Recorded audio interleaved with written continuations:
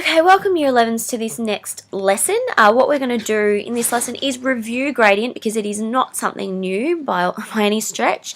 We're going to review gradient or slope as it's sometimes called and how to calculate the slope. We're going to look at different positive, negative, undefined and zero gradients and hopefully this will give you a bit of a refresher to what you've done last year and the year before so that you can tackle the next stage of this topic. So, to start off with, we should be familiar with this already, but when you've got your line, your equation of your line, I should say, in the form y equals mx plus c, your gradient is the value of the coefficient of x, so the number that's in front of x. It can be positive, it can be negative, you can get a zero gradient as well. So that's when you've got something like y equals 4, you'll notice there's no x there. And that's because there is no gradient, the gradient is 0. You can also get gradients that are undefined, so I'll show you what that looks like as well.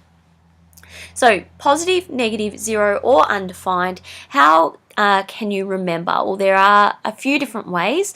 When I first did this in school, I remember doing this little thing which is it's called Mr. Slope Man. It's a bit silly, but it always helped me when I was starting out. So that's your person there, Mr. Slope. And what you can see, hopefully, is a couple of things about his eyebrows here. This eyebrow here is what we call a positive slope, so it's rising. This one here is negative, it's falling. His nose is a vertical line and it's got a little U underneath it. So a vertical line, therefore, is undefined, has an undefined slope. So like that. And his mouth is a horizontal line. You'll see it's got two little zeros on either side. So a horizontal line is a zero slope.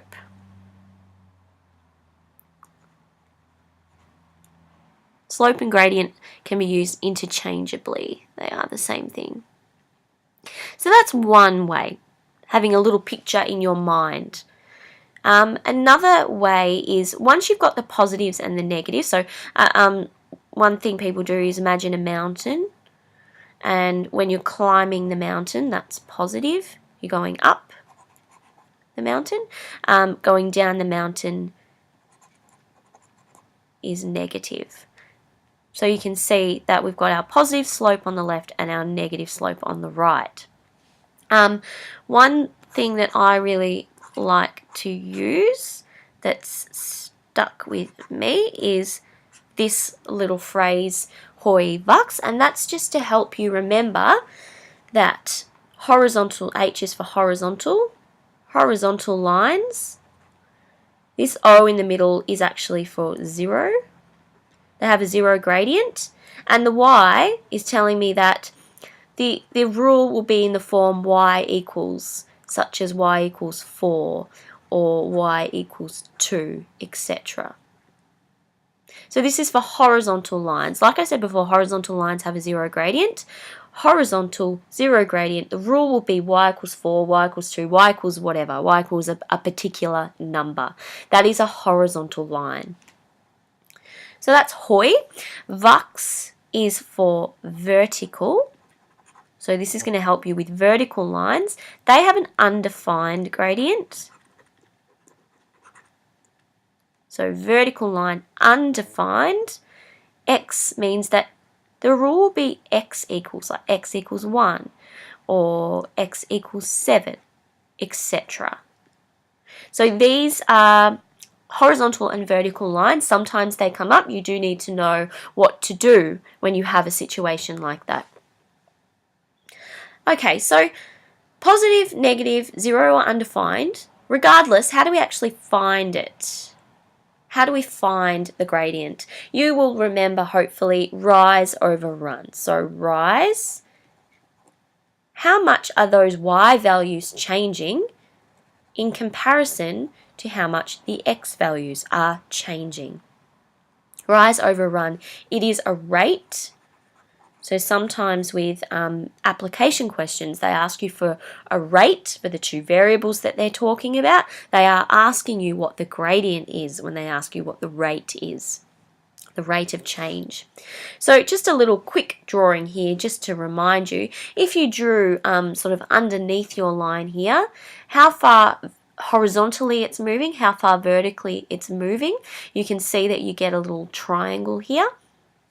And what we're trying to find is this value here divided by the run. What that's going to do is tell us how much is it moving for each value that the x is increasing. So for example, if I have just a line, I'll just throw one in here. Doesn't matter what it looks like, because what I should be able to do is find at any point how far it's going up. So, for example, along here, compared to how much it's going across. So I don't have a very good straight line there, but I could find that rise there, that distance, and I could find this distance here, the run, and then do my rise over run. I can do it anywhere. I could do it along here. How far is it going across? How far is it rising? Like so. I could also do it for a negative slope. So if I had something like that, the rise in that case would actually be negative because it's falling. Oops. So there's rise. There's run. As I go from left to right, you can see that the line is coming down. So this rise here is actually negative.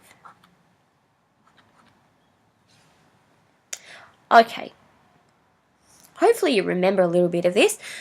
What we can do is, if we've got two coordinates from our line, so you can find them on your line. For example, this one here, I could just pick two coordinates that my line passes through, like this one, -4, 1, and then that one, -6, 4, roughly.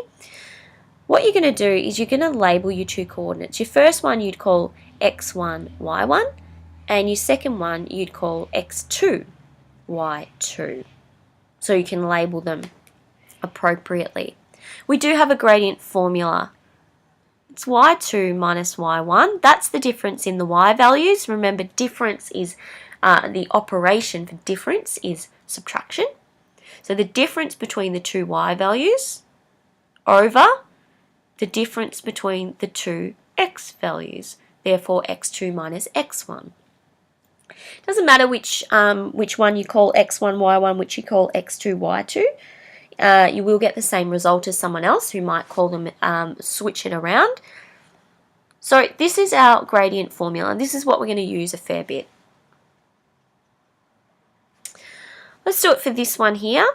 We've got two coordinates, x1, y1, x2, y2. My gradient is therefore y2 minus y1, so 8 minus 4, over x2 minus x1, 3 minus 1. 8 minus 4, 3 minus 1, 4 divided by 2 is 2. So this is a positive gradient of 2. It's telling me that every time I move across one x value, I move up 2. Well, every time I move across 2 values, I move up 4. Next one, x1, y1, x2, y2. Some of you will benefit from labeling this every time. Others will get the hang of it and you won't need to. So 7 minus 2, 2 minus 0. 7 minus 2, 2 minus 0. That's 5 on 2. You can leave it as 5 on 2. Or you can simplify or convert it to a decimal, 2.5. So again, this is a positive gradient. We haven't got a negative one yet. As a fraction or as a decimal, it doesn't matter. Same thing. As you move across one one value on your x-axis, you're moving up 2.5, or as you're moving across 2 values, you're moving up 5 values on your y-axis. If we have a look at some examples, first of all, let's just identify whether these are positive, negative, 0, or undefined. Excuse me. Worst time to sneeze. Anyway, for each of these, let's identify them. So A, positive, negative, 0, or undefined. I can see it's sloping downwards. It's a negative gradient. For B, we can see as you're moving from left to right, you'd be climbing upwards, up a hill. It's a positive gradient. For C, C is a vertical line. What do you remember about vertical lines? If you remember hoi vux, you remember vux, V-U, U is for undefined. Undefined gradient for C. Undefined, not defined, same thing. And for D, we can see we have a horizontal line. Horizontal line, hoi. Horizontal lines have a 0 gradient. Put the vux up there for you to remember. Okay, so we've identified the type of gradient shown. Now let's have a go at finding the slope of each of these. Okay, so first of all for A, we've got 2 coordinates. There's one there, 1, 8, and the other one is 4, 1. So 1, 8, 4, 1. This is your x1, y1, your x2, y2. Therefore, the gradient, m, is equal to 1 minus 8 over 4 minus 1. 1 minus 8 is negative 7. 4 minus 1 is 3. Now you can leave it like that if you wish. Some of you may go to, if I just go back to this, you may go to your calculator. Something like this is fine as well. Negative 2.3. Don't put all of the decimals, just round it off.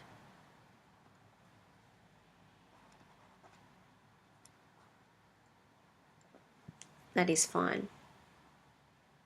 Now have a look. Negative slope. Does it look like a negative slope to you? Yes, it does. So always when you're finding, if you're asked to find slope from a graph, look at the graph when you get your answer and check that it makes sense. So if you're getting a positive gradient but the line is negative, you know that you've made an error. You should be checking these things as you go. The next one, B. There's our 2 coordinates, 4, 9 and 0, 2.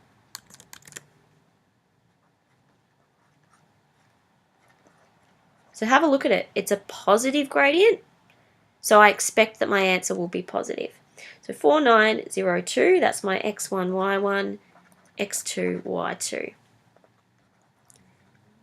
M equals 2 minus 9, 0 minus 4.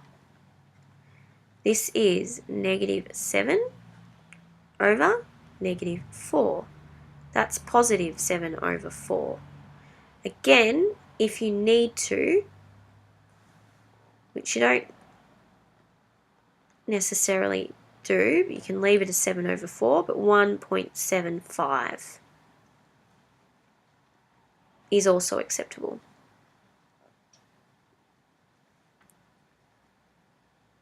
Okay, C. Again, check it's positive, 1155.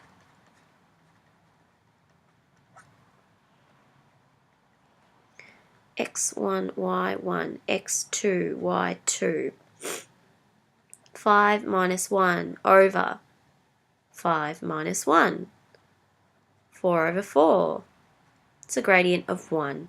So every time we move across 1, we move up 1.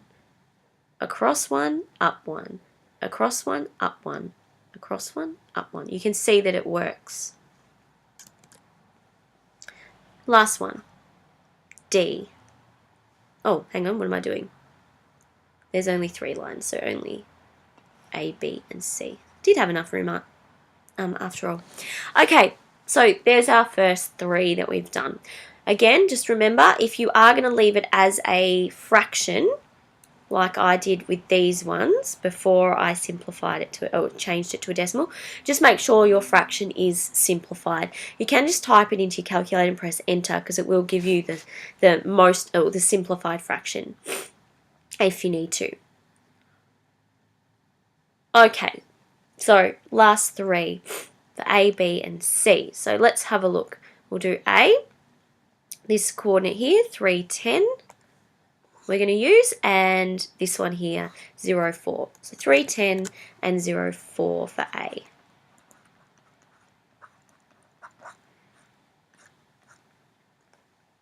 Label them if you need to. y2 minus y1, x2 minus x1. You don't absolutely have to. -6, 4 minus 10 is -6. 0 minus 3, -3. Negatives cancel out. 6 on 3 is 2. So for A, we can see it is positive, so we've got what we expect. When you go across 1, you go up 2.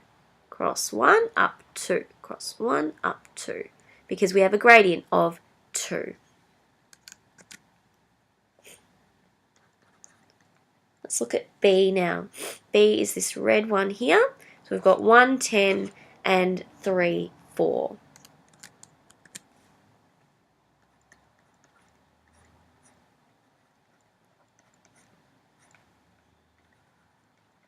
Again, label if you need to, otherwise y2 minus y1, x2 minus x1, 4 minus 10, 3 minus 1,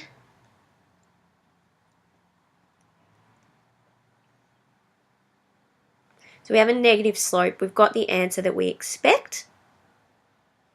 So this is saying every time you move across 1, you're moving down 3. So if I start here, 1, 2, 3, and across 1. 1, 2, 3, and across 1. It works as well. Okay, this one, C. Don't technically need to show any workings for this one because I can see it's a horizontal line. Horizontal line has a gradient of 0. I will show you anyway though, because you can see how we get 0 from these 2 coordinates, 1, 2, and 4, 2. y2 minus y1 is 2 minus 2, and that is equal to 0. So it doesn't matter what's on the bottom, this top bit's equal to 0, our gradient is equal to 0. Okay, so before we move on, we do need to get some practice with gradient, so I'll leave you with some questions to practice for gradient. But remember, rise over run. Label your coordinates x1, y1, x2, y2, and use the gradient formula if you need to. Leave it as a fraction if you want to. Otherwise, you can convert it to a decimal. Both of them would be acceptable.